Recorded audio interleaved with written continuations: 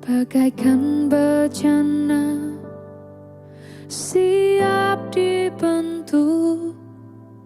Demikian hidupku di tanganmu, dengan urapan kuasa rohmu ku dibaharui selalu.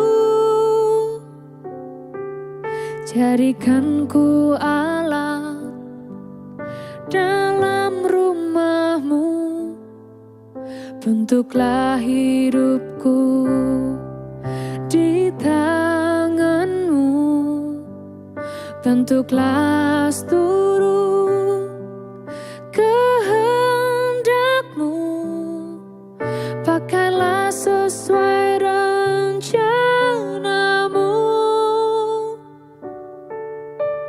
Ku mau sepertimu, Yesus, disempurnakan selalu dalam segenap jalanku, memuliakan namamu.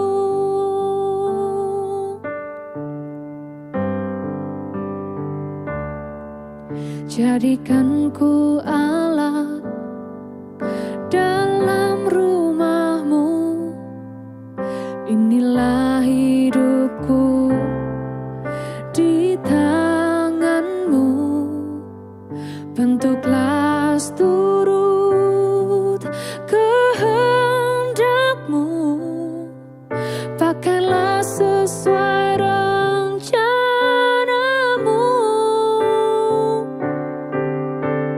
Ku mau sepertimu, Yesus, disempurnakan selalu dalam segenap jalanku, memuliakan namamu.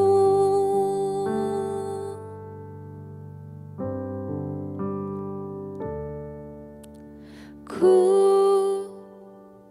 mau sepertimu, Yesus, disempurnakan selalu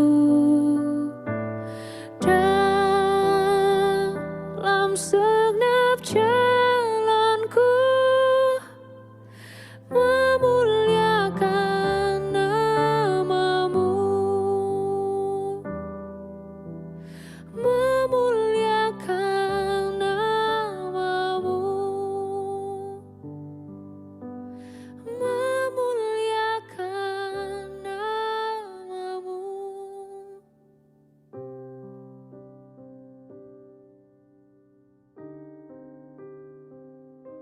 Nong sombon humanati tesanan di kesempat teman dat ibadah dalam talian takut sobat manete teman aku dat Tuhan memberkati dati melalui dat kata nudan takut di sana ibadah dati. Jadi sebelum takut dilambus dat acara takut ti sembahan takut pimpinan kudat arang beras na takut sembahan. Kinarangan pepenuh kuasa mesenan ina tundahan mulai Tuhan Yesus Tuhan masih dahai termikat dia Tuhan mikut misir baik teguang sabelan hadiah dari Tuhan ipin pasi ita layak disembahan layak darihon layak dan menerima darah yang dahai masih kana Tuhan pepasi harai sondat mabohobo harai son tempat itu oleh sebab dat berkat ni pohang anugerah bagi dikapasidai pentik-tik Tuhan.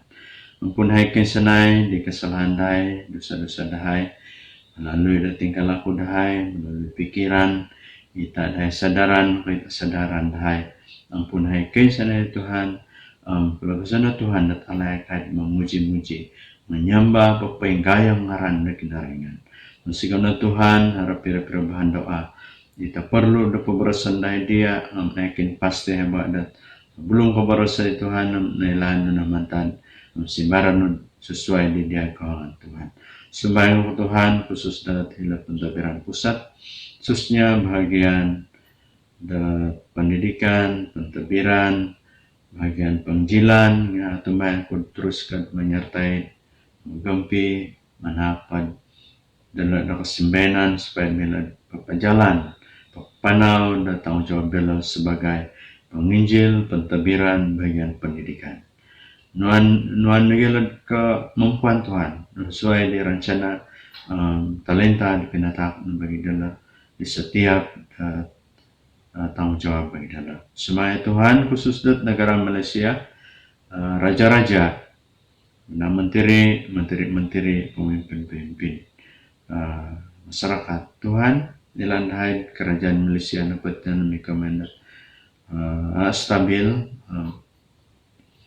sebab dari Tuhan takkan dia supaya kerajaan itu isona pimpinan penyertaan supaya datang dulu kerajaan itu senai rakyat khususnya bagi dahai para anak-anak hamba-hamba Tuhan ditemani dia Tuhan harap kebebasan dahai untuk penggaya pensawat nangaran di kendaraan keadaan pembangunan membaliti karumit khususnya pandemik penularan di sana sini ngatumbana Tuhan ia berpuasa ke sana nunun bagi Tuhan mempelagasan Tuhan dapat telangon luar biasa mujizat nu isuan tengah-tengah ada kesulitan itu semua Tuhan khusus hamba-hamba Tuhan kita setarandok setia manak perpuluhan melan dahai buat tanggung jawab dapat untuk para penginjil, para hamba-hamba Tuhan melayani penuh masa lagi sesuai kiri pentadbiran. Tumai ako Tuhan da kanagjinan ataupun kataatan dalam manahak diri ailan dalam buhadat diri sa tanggung jawab wajib bagi dalam untuk manahak dan bagi kewajiban dahil patak dia Tuhan. Konsikaw na Tuhan sembang nigihai para pemimpin gereja khususnya Islam sedang urus itu ia lagi menyertai pemimpin khususnya ahli majelis gereja, para penatua, wanita, pemuda-pemudi, PKK, sonangaran Yesus katakan di dalam supaya ia menyertai, ia menolong dalam supaya dan sana adalah Tuhan rakyat misi dalam untuk setiap rezeki. Baik talang ni kuasano melalui pentadbiran diri. Sebagai terus menerus untuk buat ibadah dalam talian dan tadabai nanti terlibat sama tip tahun di Tuhan supaya menurut hikmat, kebijaksanaan, kemampuan mata di dia supaya melalui dunia pelayanan dalam di pelagasan Tuhan dan ia menemui supaya melalui diri yang pengaran di kinaringan lebih pada barakatan kapasian dalam khusus kapi yang bersenut orang dahai tadabaina pelagasan Tuhan dan abon pengusaran dahai supaya suangan niti berasno bila tuwing para di sana kapasian dahai manhak semangat, kekuatan, kesembuhan dari penyakit jasmani atau rohani berlaku setiap kapasian dahai. Musikauna Tuhan atau aku terlibatan setiap jamaat nu baik dari suan sidang datang kuristi maupun ila sadu lagi kanangan apa terlibat dan mengikuti acara itu isu ngaran atau jamaah akan sana pengusaran dahai supaya karati barakatan hai melalui hamba nu pasampai ti boros nu musikauna Tuhan atau aku narang sembang dahai sembarang bentak berkayaan sebab isu ngaran Tuhan Yesus nakasambang hai amin. Shalom dan selamat pagi. Pembacaan untuk Perjanjian Lama ada terdapat dalam Kejadian pasal 48 ayat 12 hingga 22. Ayat 12, Yusuf menarik mereka dari celah lutut Yakub, lalu dia bersujud memberi hormat. Ayat 13, lalu Yusuf memegang kedua-duanya. Efraim dipegang dengan tangan kanannya di sebelah kiri Israel, dan Manasye dipegang dengan tangan kirinya di sebelah kanan Israel. Lalu dia mendekatkan mereka dengan Yakub. Ayat 14, Tetapi Israel menghulurkan tangan kanannya dan meletakkannya di atas kepala Efraim, anak yang bongsu, dan tangan kirinya di atas kepala Manasye. Dia sengaja menyilangkan tangannya meskipun Manasye anak yang sulung. Ayat 15, lalu dia mendoakan keberkatan bagi Yusuf. Katanya, semoga Allah yang di hadiratnya para bapa pendahuluku, Abraham dan Ishak menjalani hidup mereka. Allah yang telah menjadikan gembalaku sepanjang hidupku sampai hari ini. Ayat 16, malaikat yang telah menebus aku daripada segala yang jahat memberkati para anak muda ini. Semoga namamu dan nama para bapa pendahuluku, Abraham dan Ishak disebut-sebut oleh mereka. Semoga mereka bertambah ramai di bumi ini.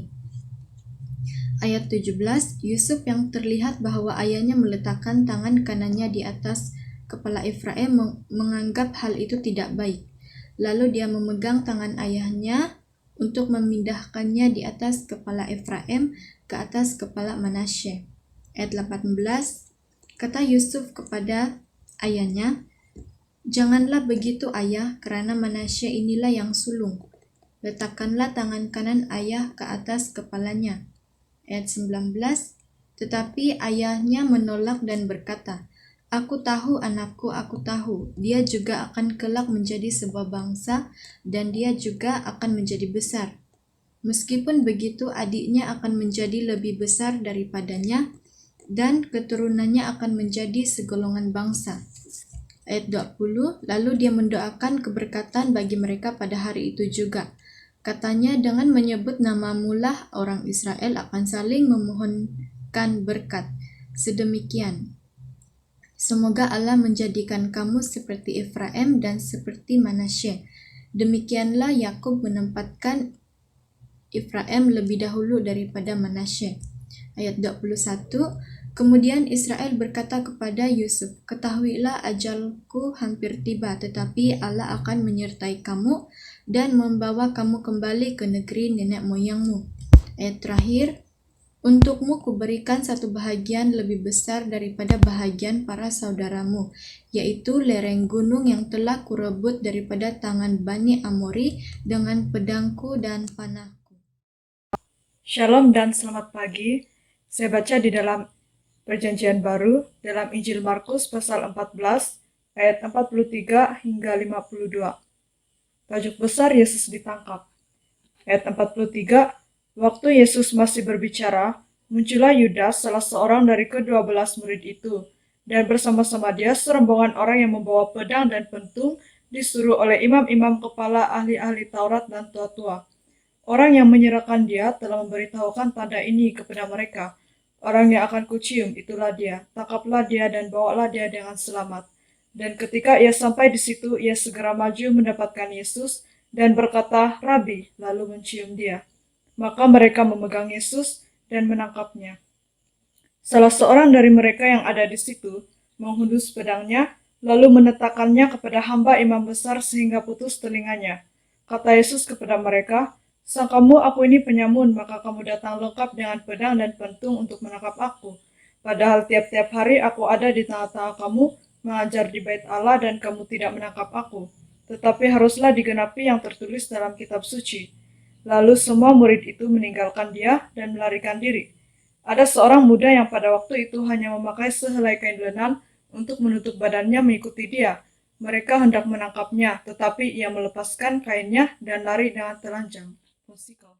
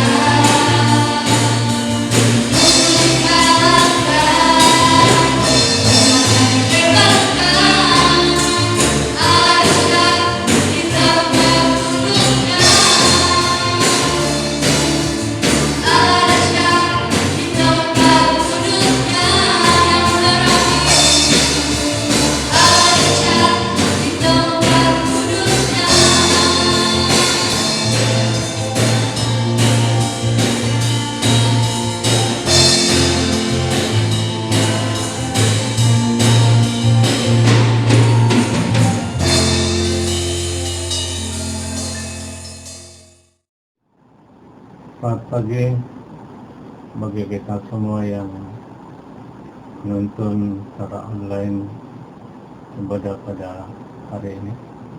Sebelum kita memberikan yang terbaik, mari kita berdoa. Bapa di surga yang kami kenal di dalam nama Tuhan Yesus Kristus, kami sangat bersyukur kepada-Mu Tuhan karena anugerah dan berkat-berkat-Mu yang kami sudah nikmati. Bahkan berkat-berkat yang kami sudah lewati, kami sangat bersyukur kepada-Mu Tuhan. Dan pada pagi hari ini kami mau memberikan persembahan dan perpuluhan. Engkau berkati tangan-tangan yang memberi, bahkan tersampat memberi karena kekurangan. Engkau memberkati Tuhan. Engkau berkati semua sesuai apa yang kami butuhkan. Dan kami doakan juga bagi hamba-Mu yang membawa persembahan ini, berkati, berikan hikmat bagi dia, supaya uang ini boleh digunakan pakai untuk kemuliaan dan kebesaran nama-Mu Tuhan. Dalam nama Tuhan Yesus kami berdoa dan mengucap syukur semua ini. Amin.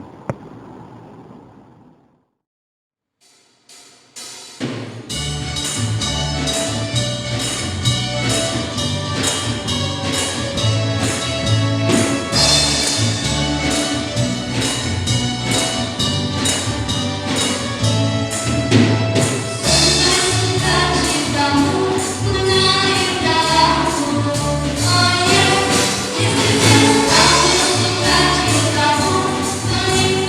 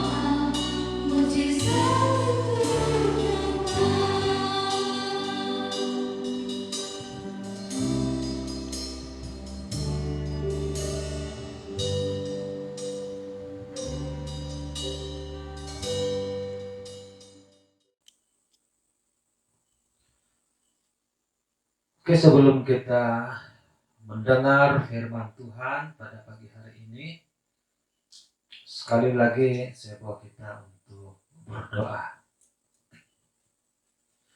Tuhan, terima kasih karena Engkau adalah Allah yang baik, Allah yang penuh dengan kasih. Pada pagi hari ini kami bersyukur sekali lagi, sekalipun kami beribadah hanya di atas talian, tapi kami mempunyai satu kerinduan setiap waktu, setiap hari untuk mendengar dan belajar melalui firman Tuhan. Pagi hari ini ya Tuhan, sekali lagi kami mau mendengar dan belajar melalui firman-Mu. Kiranya firman-Mu yang kami belajar dan dengar pagi hari ini, itu dapat kami terapkan di dalam kehidupan kami sehari-hari. Dimanapun jemaat-Mu Tuhan yang mendengar, kiranya mereka memiliki fokus, tumpuan untuk mendengar dan belajar dari firman-Mu. Tuhan Yesus, terima kasih. Inilah doa kami. Di dalam nama Tuhan Yesus kami sudah berdoa dan mengucapkan syukur. Amin. Oke, shalom sekali lagi kepada jemaat Tuhan yang ada di rumah. Sekali lagi pada pagi hari ini, di minggu yang kedua, sekali lagi saya mau kita untuk belajar dan memahami kebenaran firman Tuhan dengan tema yang sama yang kita belajar pada minggu yang lalu. Dan juga minggu ini kita belajar di bahagian yang kedua, yaitu tentang kemenangan dalam Kristus. Saudara, hari ini kita mau sama-sama belajar bahagian kedua dari khotbah yang minggu lalu, yaitu kemenangan dalam Kristus. Karena kalau saudara masih ingat, di bahagian khotbah pada minggu yang lalu, kenapa ada kemenangan dalam Kristus?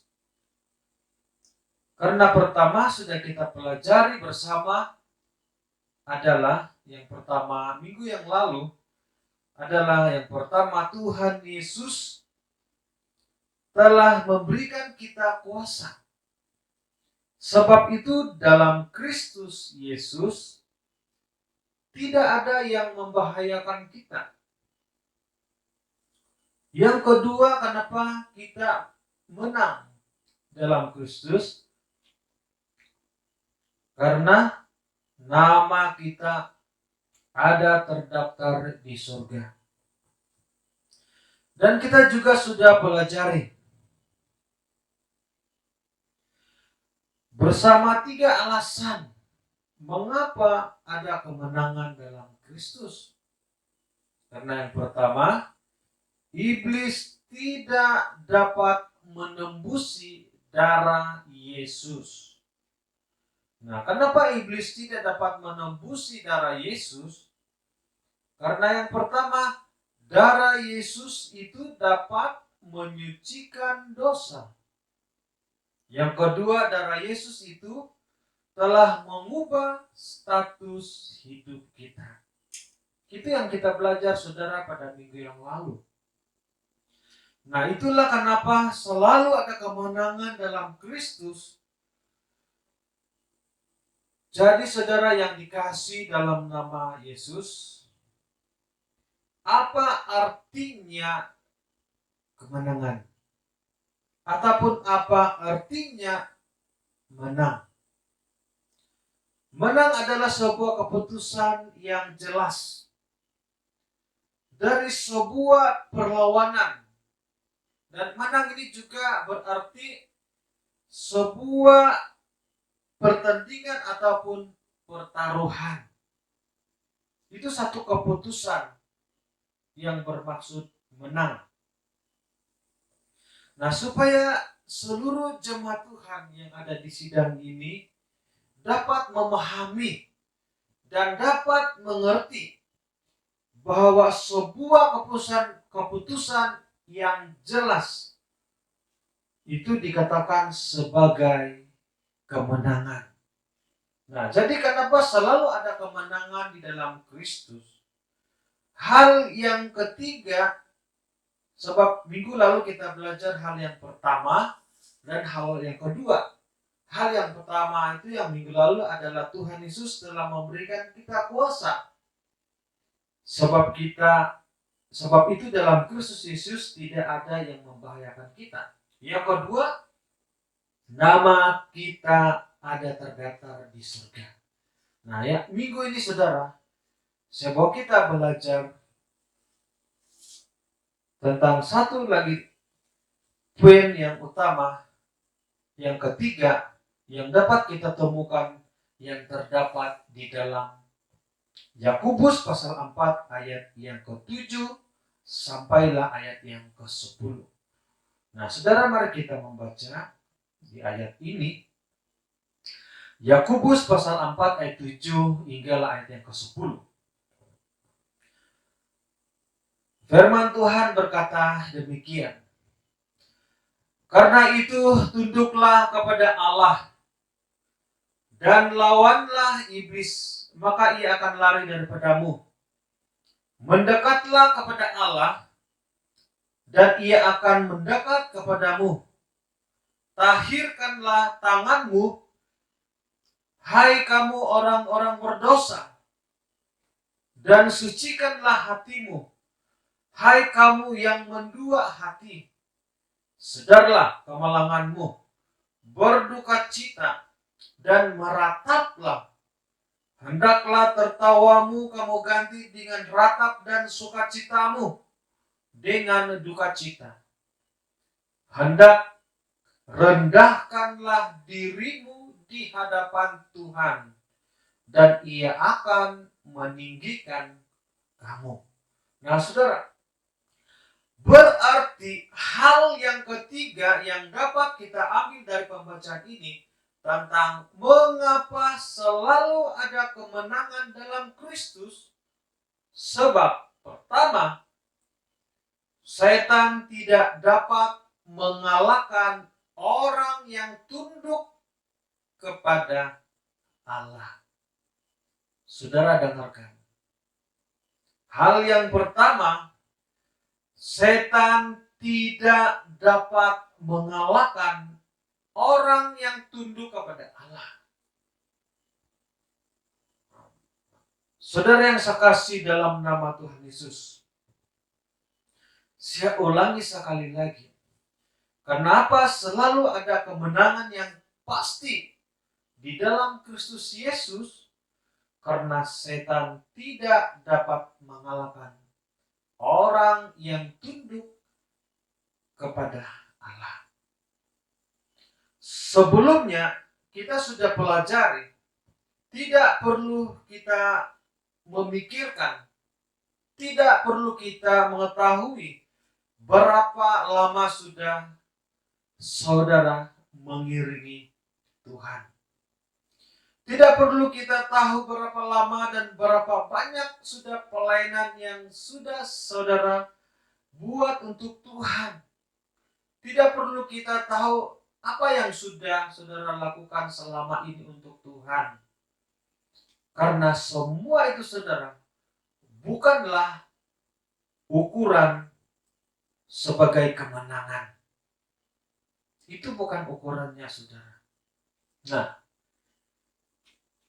Tuhan tidak mau tahu apapun status, apapun jawatan saudara di bumi ini.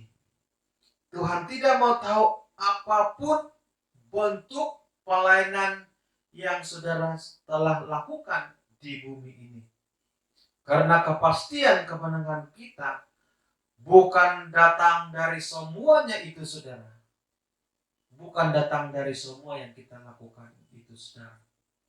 Nah, tetapi saudara, kepastian kemenangan kita adalah pada waktu kita mau tunduk kepada Allah. Kenapa kita selalu gagal, saudara? Kenapa kita sering gagal? Karena kita selalu hanya tunduk kepada kekuatan dan hanya tunduk kepada kemampuan kita. Kita selalu tunduk pada kesenangan dunia. Kita selalu tunduk kepada keinginan daging kita, saudara.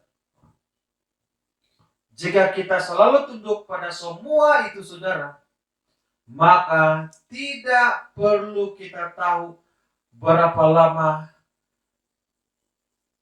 sudah kita melakukan untuk Tuhan.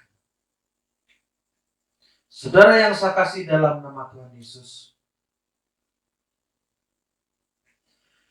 kalau kita melihat apa yang firman Tuhan katakan kepada kita pada hari ini, tunduklah kepada Allah. Karena Alkitab berkata, tunduklah kepada Allah dan lawanlah iblis, maka iblis itu akan lari daripada. Maksudnya apa, saudara? Artinya kita harus tunduk dahulu kepada Allah, baru kemudian melawan iblis, maka iblis itu akan lari daripada kita.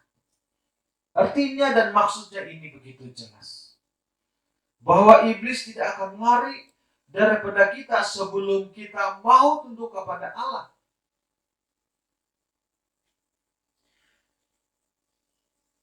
Tidak peduli kita siapa, saudara. Apakah kita ini seorang hamba Tuhan ataupun sebagai gembala. Tidak peduli, saudara, apakah kita ini adalah seorang pendoa syafaat. Tidak peduli, saudara, apakah kita ini seorang majelis gereja.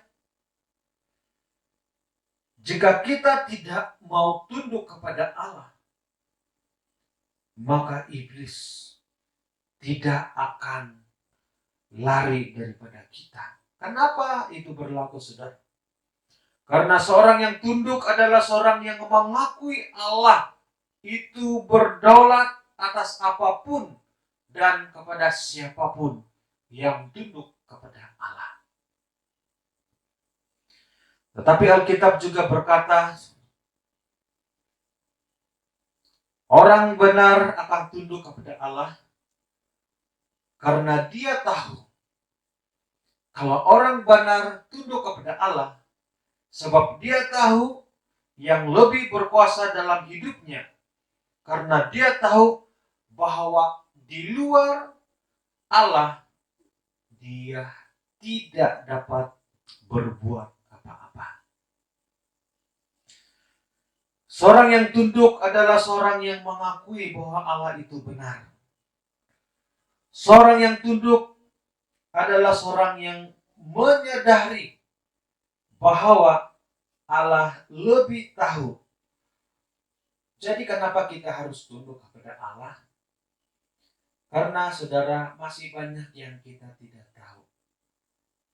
Allah lebih mengetahui semuanya itu. Dan Allah lebih mengetahui banyak perkara yang ada di dalam kehidupan kita. Nah, saudara yang saya kasihi dalam nama Tuhan Yesus, ketika kita pelajari Alkitab, kita akan menjumpai banyak hal tentang apa itu tunduk kepada Allah. Ketika kita mempelajari Alkitab, kita akan tahu banyak perkara tentang hal tunduk kepada Allah. Tunduk kepada Allah yang pertama yang kita lihat di ayat yang ke-8 yang berkata, mendekatlah kepada Allah. Nah, ini sudah jelas, saudara. Berarti, saudara, Di sini hal pertama yang dapat kita pelajari bahwa seorang yang tunduk kepada Allah itu adalah yang pertama ini, di poin yang pertama, seorang yang mendekat kepada Allah.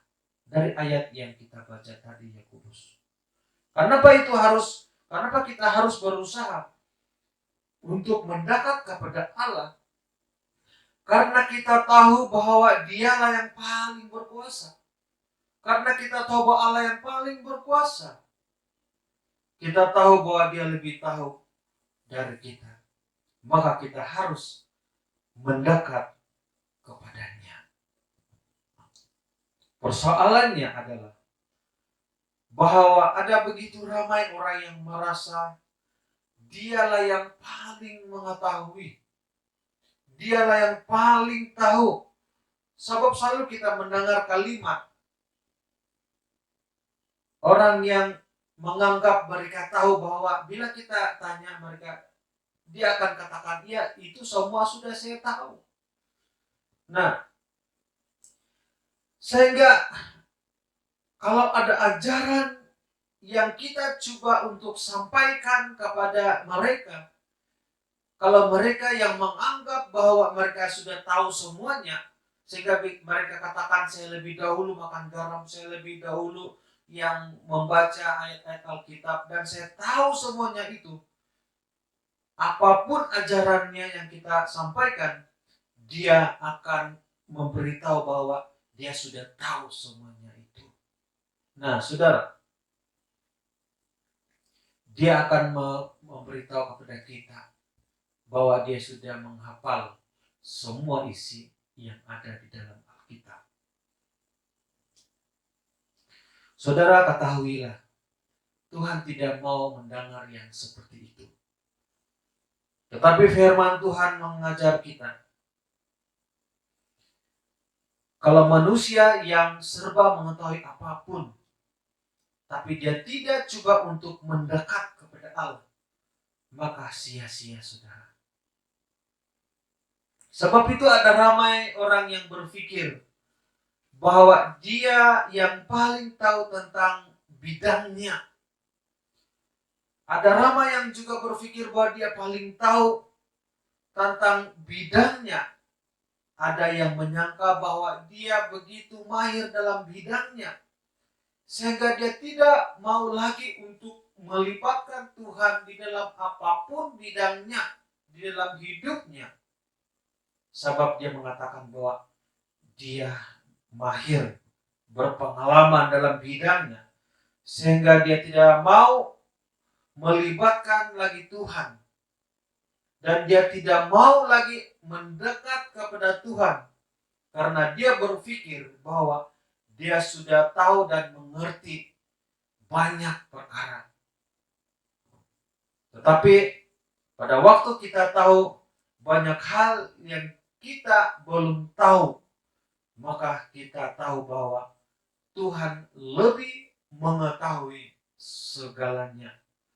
Tuhan lebih tahu segalanya dari kita, maka kita tidak akan berani untuk mengambil keputusan sebelum kita berkata kepada Tuhan bahwa Tuhan, letakkanlah semuanya dalam tangan-Mu. Biarkanlah Tuhan yang berbicara bagi kita. Hanya kita katakan kepada Tuhan, Tuhan, berikanlah aku hikmat, sehingga aku dapat berjalan di jalan yang benar. Karena Engkaulah Tuhan yang tidak pernah gagal. Pasti itu yang akan kita ucapkan kepada Tuhan. Kalau kita berpikir bahwa kita tidak tahu apa-apa. Nah, saudara, hanya Tuhan yang mengerti akan apapun rencananya. Sehingga semua rencananya, kalau kita libatkan Tuhan di dalam apapun rencana kita, kita libatkan kepada Tuhan, pasti tidak ada yang gagal kalau kita libatkan Tuhan. di dalam rencana kita. Berarti saudara, seorang yang tunduk kepada Allah ialah seorang yang mendekat kepada Allah. Saudara yang sekasih dalam nama Tuhan Yesus,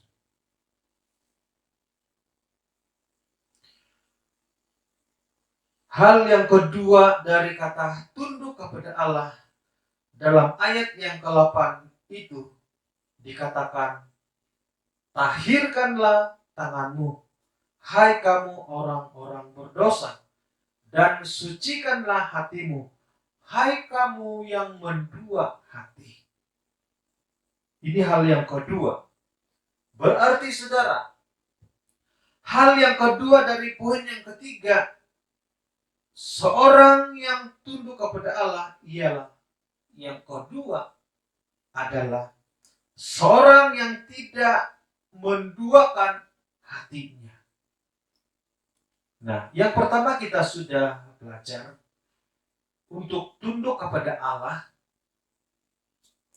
Yang kedua, kita belajar tentang seorang yang tidak menduakan hatinya.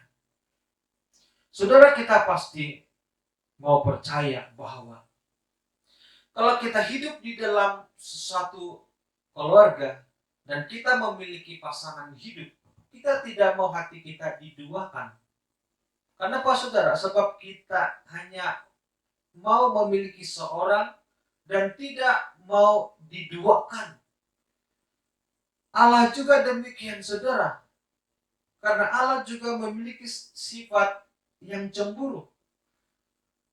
Allah tidak mau ada Allah lain selain dari Dia di dalam hidup kita.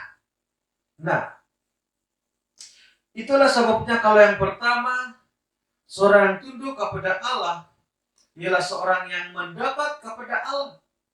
Maka yang kedua, seorang tunduk kepada Allah adalah seorang yang tidak menduakan hatinya. Sebab itulah kalau dalam kehidupan kita sehari-hari, kita tidak mau pasangan hidup kita menduakan kita, ataupun kita juga tidak mau menduakannya. Kita saling mempercayai pasangan kita, itulah yang Tuhan kehendaki. Tuhan juga tidak mau dia diduakan.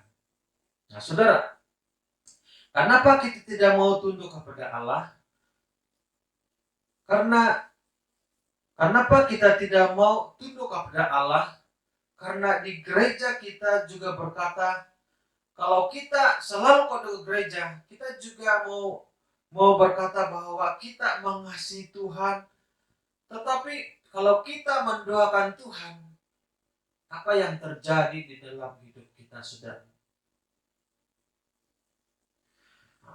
Selalu kita berkata bahwa kita mengasihi Tuhan. Tapi ada beberapa contoh yang menjelaskan di dalam hidup kita bahwa kita menduakan hati kita kepada Tuhan. Kadangkala saudara, dunia hari ini banyak media-media sosial yang boleh kita gunakan. Dengan satu tujuan adalah untuk memudahkan kita untuk menjumpai kawan-kawan kita, bersembang dengan kawan-kawan kita. Tetapi dari sudut ini saudara, terutamanya di Facebook, ataupun terutama di WhatsApp, ataupun terutama di status kita, kita selalu berbicara itu dengan menggunakan media sosial ini untuk berbicara tentang Tuhan. Mengungsikan saksian kita, mengungsikan kehidupan sehari-hari kita, dan banyak lagi yang kita kongsikan. Tetapi saudara, dalam masa yang sama, sesuatu hal yang tidak baik terjadi adalah di mana di media sosial ini kita menyakiti hati teman-teman, kita merasa iri hati kepada teman-teman, kita menggunakan media sosial ini untuk melepaskan emosi kita yang paling buruk, saudara. Kita gunakan media sosial ini untuk saling menjarang dengan kata-kata yang menyakitkan. Apalagi saudara, kadang-kadang kita menyerang dengan menggunakan ayat-ayat di dalam Alkitab.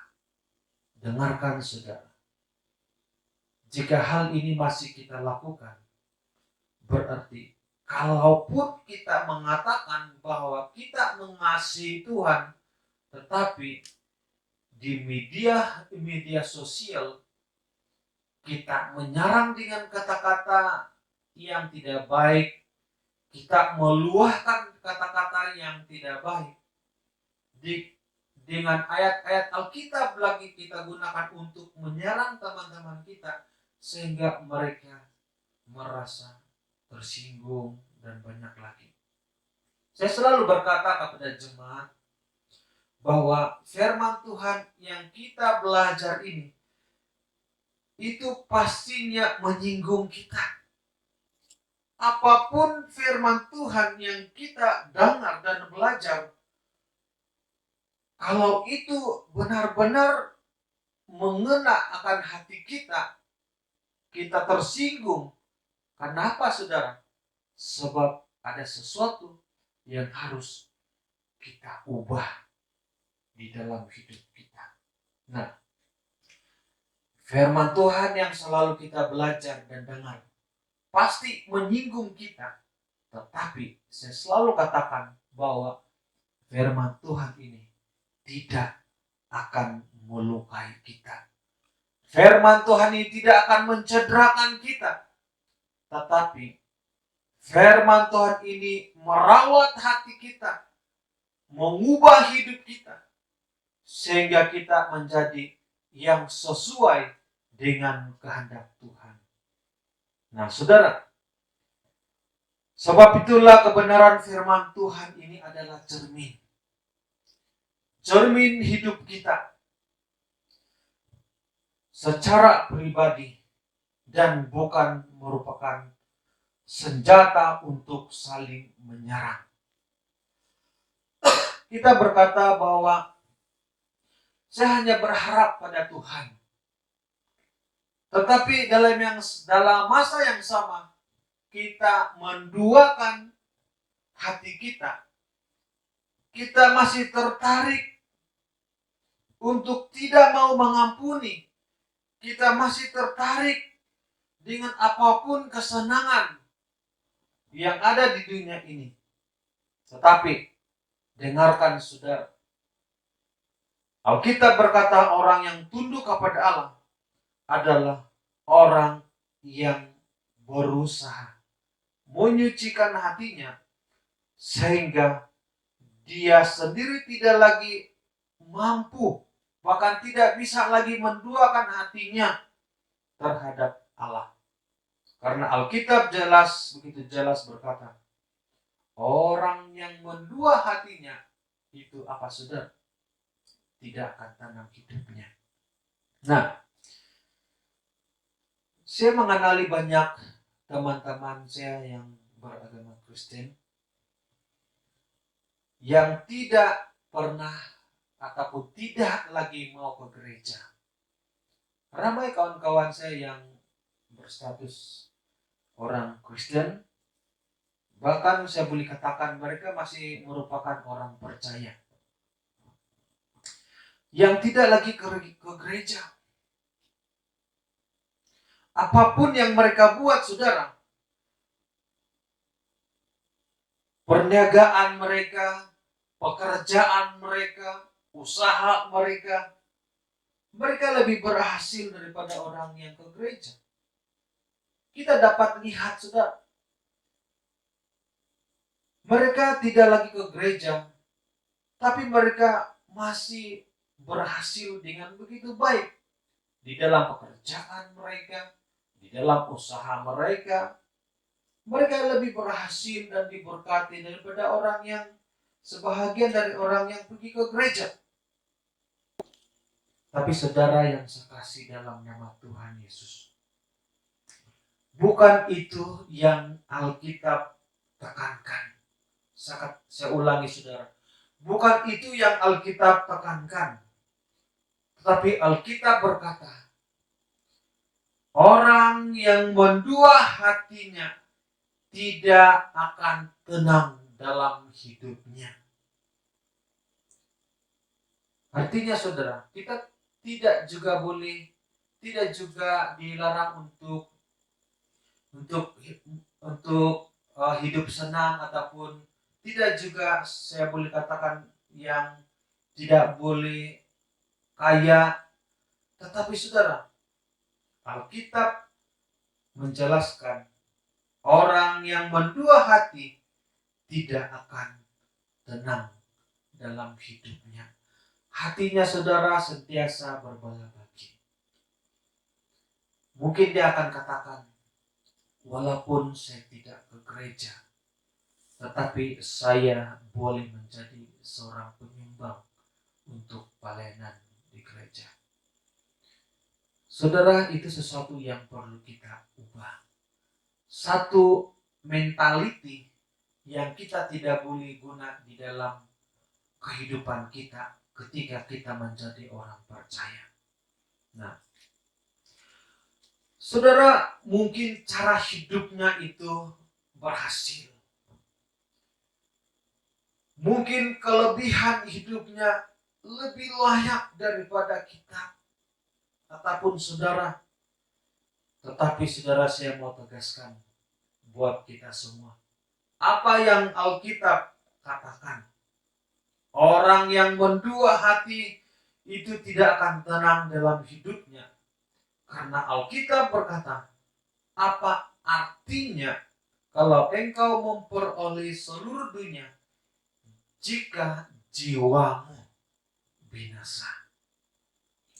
Saudari, dalam kedamaian itulah ada harta yang tidak ternilai harganya. Berarti orang yang tunduk kepada Allah ialah orang yang tidak menduakan hatinya. Dia akan dan tetap berdiri teguh pada prinsipnya. Dia tidak mau berkompromi. Apapun harga yang harus dibayar untuk itu. Karena dia yakin dan pasti Allah ada di pihak dia. Dan tidak ada siapapun yang dapat melawannya jika Allah ada di pihaknya. Nah, maka itu saudara, rendahkanlah dirimu di hadapan Tuhan. Dan Alkitab berkata, maka Dia akan meninggikan kamu. Sebab itulah ada orang yang sanggup menyembah. Ada orang yang sanggup menyembah orang lain demi untuk mendapatkan kesempatan untuk ditinggikan. Untuk mendapat habuan hidupnya secara pribadi. Sebab itu ada juga orang yang sanggup membelakangkan Tuhan demi untuk mendapatkan kedudukannya di dalam bidangnya. Ataupun boleh saya katakan di dalam jabatannya. Dia sanggup membelakangi Tuhan. Ada juga orang yang sanggup untuk memfitnah orang lain supaya dia dapat ditinggikan. Dia sanggup mengorbankan orang lain demi kepentingannya sendiri. Dan ada juga orang lain, kalau perlu dia akan memijak orang yang lebih lemah. Hanya satu tujuan, supaya dia ditinggikan. Nah saudara, tapi hari ini kita pelajari prinsip hidup orang Kristen. Bukan bagaimana manusia dapat meninggikan saudaranya. Karena semuanya itu saudara adalah hanya bersifat sementara. Tetapi kita pelajari bagaimana Tuhan dapat meninggikan saudara di tempat yang kekal. Jika saudara menginjak orang lain, lalu saudara mendapat kedudukan yang tinggi, ketahuilah bahwa semuanya itu adalah hanya bersifat sementara. Dunia ini sudah berjalan dalam keadaannya yang seperti itu. Dan dunia ini juga akan terus berjalan dengan peraturan-peraturannya, di mana yang kuat dia akan terus hidup, tetapi yang lemah dia akan mati. Meskipun yang kecil bertambah kecil dan yang besar akan bertambah kuat, tetapi saudara, itu sesuatu yang bersifat sementara. Orang yang tidak suka menerima teguran itu juga adalah orang yang sombong. Dia tidak mau ditegur dengan hal-hal yang baik, karena dia mengira bahwa dia tahu banyak perkara, karena dia tahu bahwa dia lebih tahu semuanya.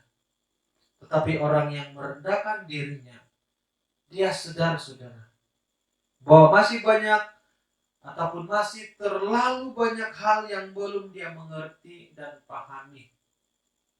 Masih banyak hal yang belum dia tahu. Maka orang yang merendahkan diri, dia tahu bahwa dia tidak akan dapat berjalan sendiri tanpa Tuhan itu di dalam hidupnya. Saudara yang saya kasih dalam nama Tuhan Yesus. Dan yang keempat, yang dapat saya kongsikan, yang terakhir, yang keempat. Mengapa selalu ada kemenangan dalam Kristus? Kita coba lihat di dalam Efesus pasal yang ke-6.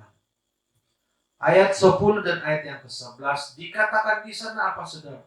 Perhatikan dalam Alkitab kita masing-masing.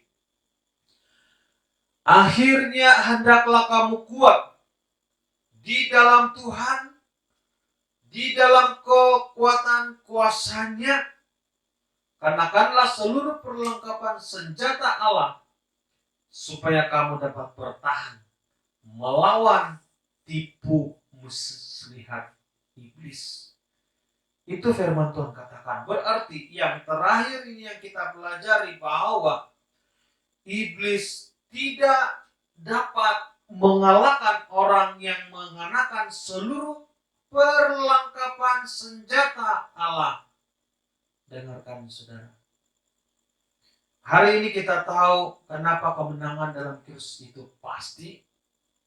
Hari ini kita tahu kenapa kemenangan dalam Kristus itu pasti, sehingga tidak perlu tahu lagi pengalaman, tidak perlu kita mengetahui pengalaman rohani kita, tidak perlu lagi kita mengetahui pengetahuan teologi kita, tidak perlu lagi kita bingung ataupun pusing tentang bagaimana cara Allah memanggil kita ketika kita masuk ke dalam pelayanan. Mungkin sebagian orang, saudara, Allah memanggil mereka dengan cara lewat panggilan, dengan seperti melihat langit terbuka, seperti mendengar suara Tuhan yang berbicara kepada dia. Sama seperti saya sebelum saya menjadi hamba Tuhan, panggilan saya adalah saya mendengar suara Tuhan memanggil saya, jadilah hambaku. Itu panggilan saya ketika itu. Jadi saudara yang saya kasih dalam nama Tuhan Yesus, kemenangan yang pasti itu tidak bergantung kepada bagaimana cara Tuhan memanggil kita sebagai pelayannya. Sebab itulah sebagian orang yang dipanggil Tuhan dengan cara yang biasa saja. Ada yang dia dipanggil Tuhan apabila dia melihat temannya bermain musik, bernyanyi, maka dari situ dia terpanggil untuk menjadi seorang hamba Tuhan ataupun seorang pelayan Tuhan. Nah, Sebab itu saya percaya, saudara. Saya sangat percaya bahwa kehebatan kita bukan pada panggilan, tetapi pada sejauh mana setiap orang percaya dapat mengenakan seluruh perlengkapan senjata Allah. Dengarkan, saudara. Kita tidak perlu tahu apakah saudara ini seorang pendeta. Kita tidak perlu tahu, saudara, apakah saudara ini seorang pastor, seorang hamba Tuhan, seorang majelis gereja, dan sebagainya. Tuhan tidak perlu tahu apakah saudara ini seorang jemaat biasa. Jawabannya sangat sederhana. Jika engkau tidak tunduk kepada Allah dan kenakan seluruh perlengkapan senjata Allah, maka setan tidak akan takut dengan statusmu, dengan status kita. Dan setan tidak akan takut dengan status kita sebagai seorang pendeta, sebagai seorang pastor, seorang pendosa taat, ataupun seorang majelis gereja. Itu hanya status, di mana setan tidak akan pernah takut mendengar pun langkahmu, saudara. Mendengar pun langkah kita, saudara. Dengarkan baik-baik, saudara. Tetapi, saudara, pada waktu engkau, kita katakan, tunduk kepada Allah dan mengenakan seluruh perlengkapan senjata Allah, walaupun engkau orang yang biasa-biasa saja dan baru beberapa hari bertobat, tetapi kalau engkau akan menang, karena setan tidak dapat mengalahkan orang yang mengenakan seluruh perlengkapan senjata Allah. Dengarkan baik-baik, saudara. Sebab itu, saudara, saya percaya setan tidak sembarangan menembusi hidup kita. Setan tidak sembarangan menembusi hidup kita. Karena kadang-kala kita yang selalu memberi kesempatan bagi setan. Sehingga kadang-kala kita katakan bahwa setan selalu mengganggu pikiran saya. Sehingga kita selalu katakan bahwa setan selalu mengganggu mata saya. Sehingga kita selalu katakan bahwa setan selalu mengganggu hubungan saya. Dengarkan baik-baik, saudara. Karena kita sudah pelajari bahwa setan tidak boleh menyentuh orang percaya yang sudah dipercikan dengan darah Yesus. Dan setan tidak boleh mengganggu orang yang tunduk kepada Allah. Dan setan tidak dapat melawan orang yang mengenakan seluruh perlengkapan Allah. Sebab itulah minggu yang lalu kita sudah pelajari bahwa setan ada di telapak kaki orang percaya. Nah, jadi sekali lagi sebagai hamba Tuhan, saya mau ingatkan kepada kita yang mendengar firman Tuhan hari ini. Setan tidak dapat masuk dalam hidup kita jika kita tidak ada celah yang terbuka. Karena Alkitab berkata Allah menjaga kita seperti menjaga biji matanya. Sebab itu kita begitu khusus dijaga oleh Allah. Kecuali dengan kecoyan kita mulai membuka celah untuk iblis masuk di ruang celah itu. Kalau kita takut padanya, berarti kita telah membuka celah bagi dia untuk masuk ke dalam kehidupanmu. Sehingga dia bukan lagi menakutkan kamu dari luar, ataupun sehingga dia tidak lagi menakutkan kita dari luar.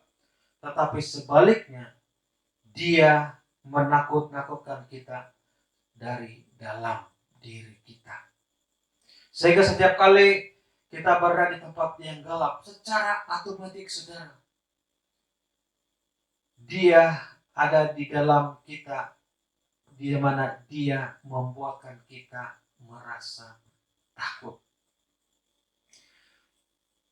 Sebab itu pendeta Daud Tony berkata begini, hanya pencuri yang dapat mengenal pencuri. Artinya apa saudara? Artinya hanya roh jahat yang dapat mengenal roh jahat. Sebab kalau dia bertemu dengan Roh Kudus, pasti dia akan lari. Sebab itu kalau seorang itu penakut, roh ketakutan itulah yang akan menguasai hidupnya. Roh ketakutan itulah yang menguasai dirinya. Sebab ketakutan tidak akan bersatu dengan kedamaian. Pada waktu ketakutan masuk di dalam diri kita, damai sejahtera kita itu pasti akan hilang. Yang ada hanyalah ketakutan. Tetapi pada waktu damai sejahtera mengambil tempat dalam hidup kita, maka segala ketakutan itu pun pasti akan hilang. Nah, perhatikan ayat yang ke-14. Tapi saya ulangi lagi, ada pagar yang mengelilingi anak-anak Tuhan. Itulah sebabnya darah Yesus yang tidak dapat ditembusi oleh kuasa yang jahat. Berarti kalau tidak ada celah, tidak ada ruang yang terbuka, setan tidak dapat masuk. Itu sebabnya Tuhan Yesus berkata, jangan diberi kesempatan kepada iblis.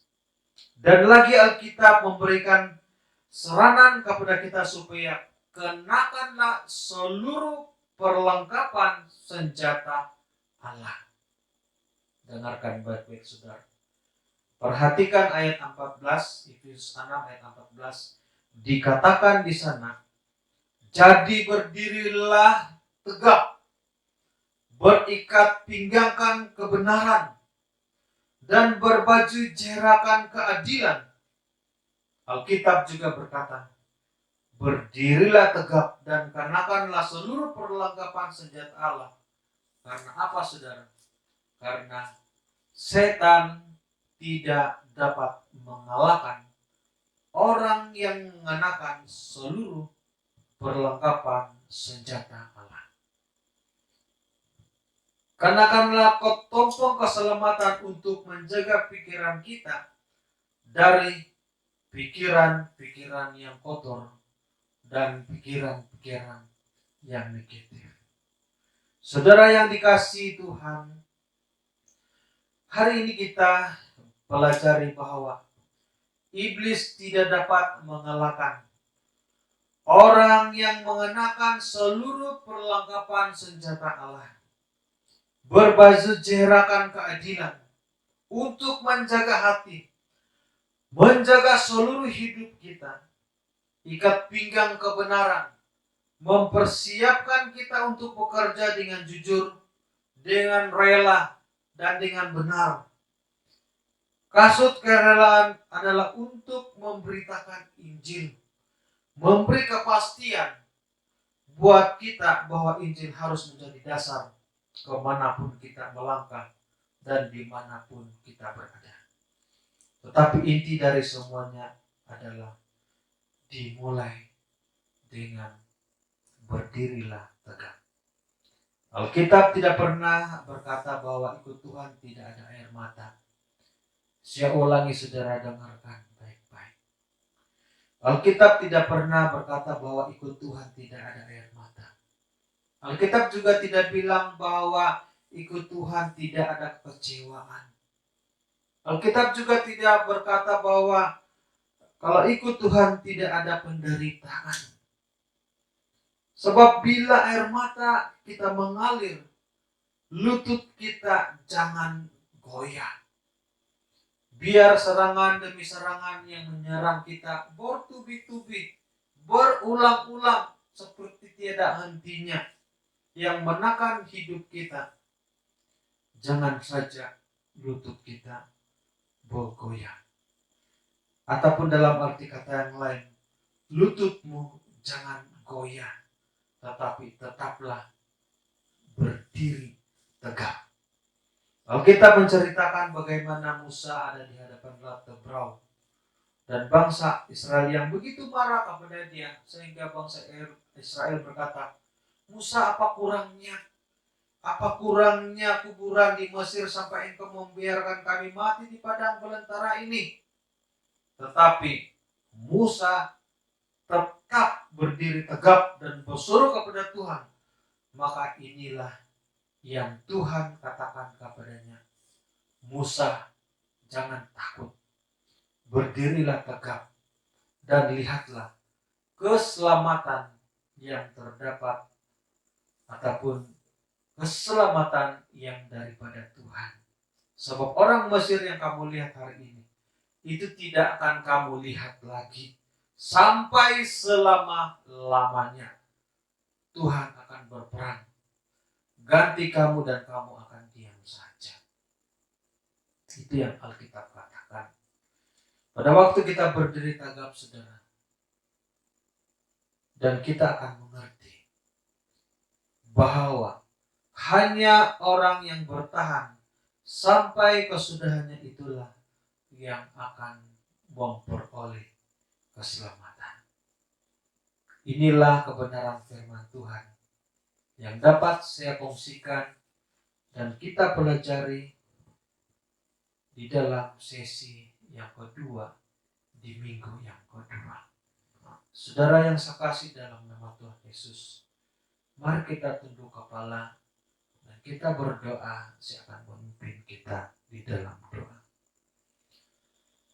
Bapa yang di surga, kami mengucap syukur kepadamu buat kebenaran firman-Mu, bahwa selalu ada kemenangan di dalam Kristus. Karena Tuhan Yesus telah memberikan kami kuasa, dan di dalam kuasa Kristus Yesus itu tidak ada kuasa jahat yang akan membahayakan kami. Kami menang karena kami tahu bahwa nama kami ada terdaftar di surga. Sebab itu kami menang. Dan kami menang karena iblis tidak lagi dapat menembusi darah Yesus.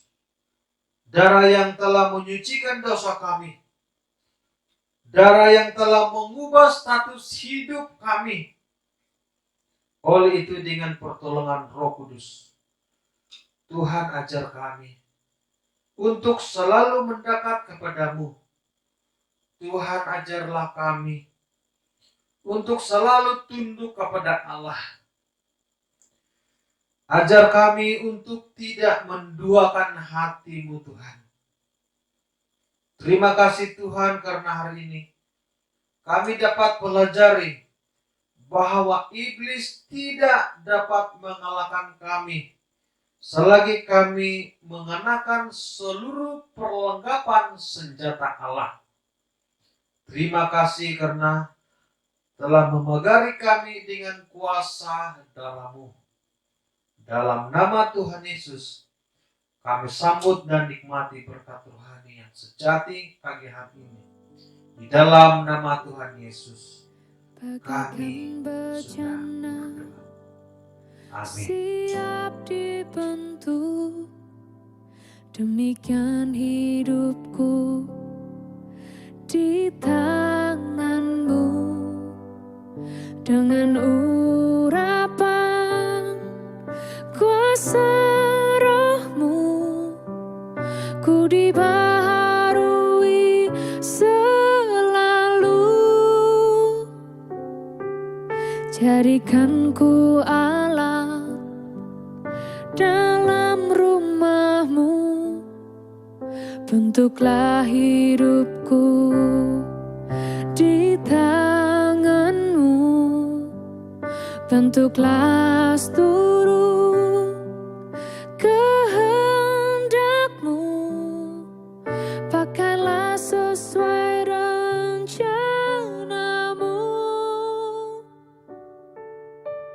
Ku mau sepertimu. Fungsi kebersamaan dan jemaat mengikuti ibadah online dati di suang kasabon baina mantadus menalimpu nam gisam dat na selesai. Miswang dat masa diti karena sambayang toko pimpinan miswang sambayang di orang suara. Kinaringan tamadahai pondoring kerajaan surga pensalatan hai akarayaan konsikahan itu guangnu. Sebab dat pimpinan kumadahai iswang dat sepanjang acara ibadah dahai iswang kasabon diti kisam dat na selesai dat senang masimbayan. Ponsikau Tuhan sebab dat ya anak kinarhingan dahai sentiasa dat manutan kesedahai ya anak kinarhingan dahai it minamalhau dahai rayahan kesedahai angaranu umpai gayon dahai kinarhingan iswang na kapasian dahai iswang na masa ditiamam na selesai na acara kebaktian dahai petakon dahai dia ako pasian dahai insan pembagu supaya dat insan ay danunu na po it narongaw dahai makawasay dahai liwat dat ibadah diti baik dat pujian kiranya iri isa po isanang dat kinaw dat kinarhingan boras no it narongaw dahai palagosan dat iri suminilud isa at linsad iswang dat ginaw dahai sumuni marakatay ni hay supaya dat kamampu yahay untuk dat memelihara diri di iswang nakapasyan dahay bahkan dat sampai dat menguat iswang nakapasyan dahay hingga it berkat bani mantadat baras Tuhan it narong dahay iswang nakaswaban dat bayna ponsiko Tuhan Yesus Kristus nasalasay na awat ibadah dahay tadaw diti patakon dahay dia kapasyan dahay insan pakambagus supaya dat hinunggo na payahay salapas diti nununa pa activity dahay mohon yahay supaya Tuhan menyertai dahay memberkati dahay bahkan dat activity dahay sepanjang minggu hadapan diti petakon dahay Tuhan menyertai kasay dahay Tuhan it memberkati dahay bebas ka dahay Tuhan mantad it kainsanay dit bahaya atau penyakit umpoin saduarid mantad it kepasian dahay barakatay hamba-hamba no Tuhan it melayani iswang dat garaja dat kinarhingan hinunggo na pod iswang dat minggu dat abontal diti bahkan dat masa-masa tinanda diti supaya nunu na pa pemberitaan na baros dat Tuhan dipakai diurapi supaya kaisanay tulon it korongo beroleh dat berkat mantadi Tuhan posiko Tuhan Yesus Kristus iswang dat masa ditiama tutupuan dahay persekutuan dahay iswang dat tadaw diti iswang ngaran Tuhan Yesus Kristus Tuhan it kampamasi dahay amin.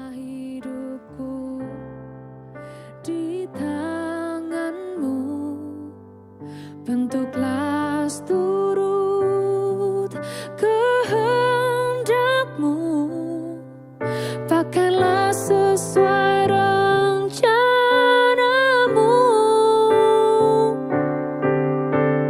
Ku mau sepertimu Yesus disempurnakan selalu dalam segenap jalanku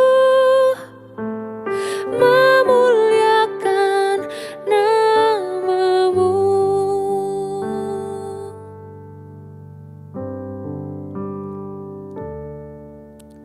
Ku mau seperti